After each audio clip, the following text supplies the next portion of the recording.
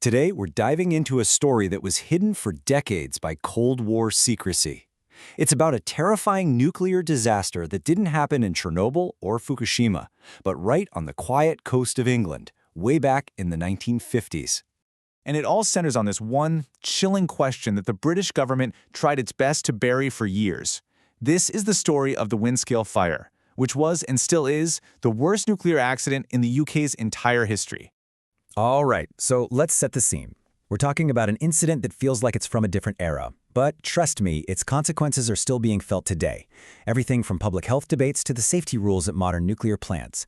This is a fire most people have never even heard about, but man, was it a terrifying warning in the early days of the atomic age. Now, to really get why this disaster happened, you have to rewind to the world right after World War II. We just entered the Cold War, this incredibly tense standoff where your power on the world stage was measured by how many nukes you had. For the UK, if they wanted to keep their seat at the top table, they absolutely needed their own bomb, and they had to build it fast. To make a bomb, you need one very special ingredient, plutonium. So, on the northwest coast of England, they built the Windscale facility. And let's be super clear here. This place wasn't built to generate electricity for people's homes. Nope, it was designed for one thing and one thing only, to create the raw material for nuclear weapons. The reactors at Windscale, which they called piles, they were nothing like what you'd see today. They were totally experimental, almost primitive. They were cooled by just blowing air through them. Think about that. Under the insane pressure of the arms race, this was completely new territory, and the engineers were pretty much learning as they went. And tucked away, deep inside the core of this experimental machine, there was a hidden, poorly understood flaw. It was the kind of problem that builds up silently, day after day, until it's just too late. Okay, so the problem had a name, Wigner energy. The easiest way to think about it is like a tightly coiled spring. See, the reactor's core was made of graphite blocks, and all the radiation flying around caused energy to get trapped inside them. If too much of that energy built up, that spring could suddenly release all at once, and you can imagine that would be a very, very bad thing. Now, in theory, they had a solution for this. The process was called annealing. It was basically a controlled heating of the core to gently release that pent-up energy. Kind of like slowly letting steam out of a pressure cooker so it doesn't explode. At least, that was the plan. But here's the real kicker. They were working with incomplete science. The instruments they had to actually monitor the temperature inside this massive reactor were super limited and often gave them readings that just didn't make sense. They were essentially flying blind into an incredibly dangerous procedure. And so on October 7, 1957, the operators started what they figured would be just another routine annealing process. But this time, something was about to go terribly, terribly wrong.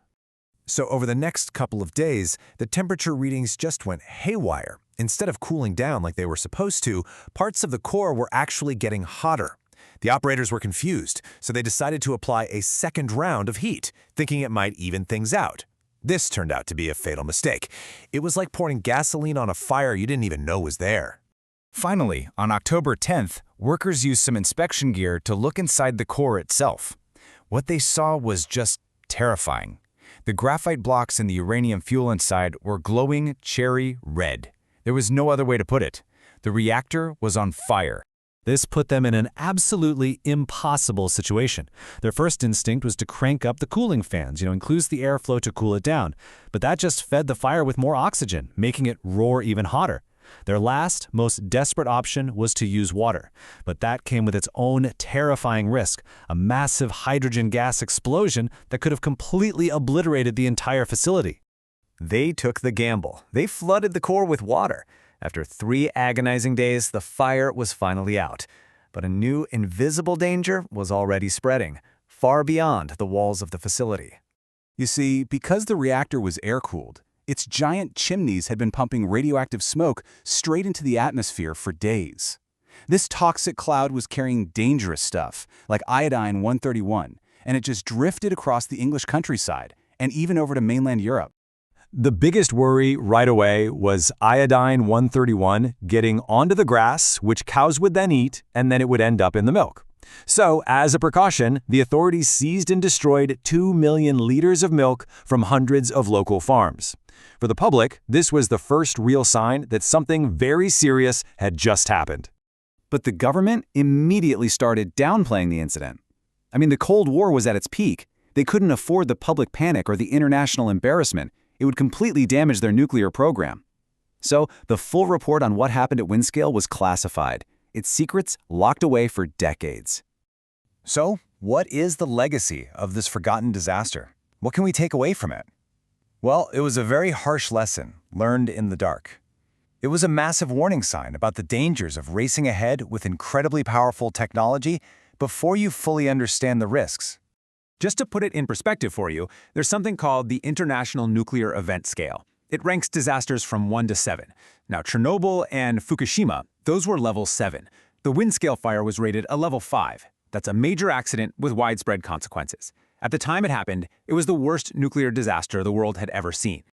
But out of this horrible event, some really critical changes did happen. The accident forced everyone to implement vastly improved safety rules, build better reactors, and gain a much deeper, more sober understanding of the physics they were dealing with. Ultimately, the story of the Windscale Fire is just a powerful cautionary tale. It shows you exactly what can happen at that dangerous intersection where ambition, secrecy, and incomplete science all collide. It was a crucial warning that echoed out from a remote English coastline. And it leaves us with this final, kind of unsettling thought. Windscale was kept secret for years. It really makes you wonder, doesn't it? How many other near misses and dangerous mistakes from the Cold War are still buried in classified files, just waiting for their stories to be told?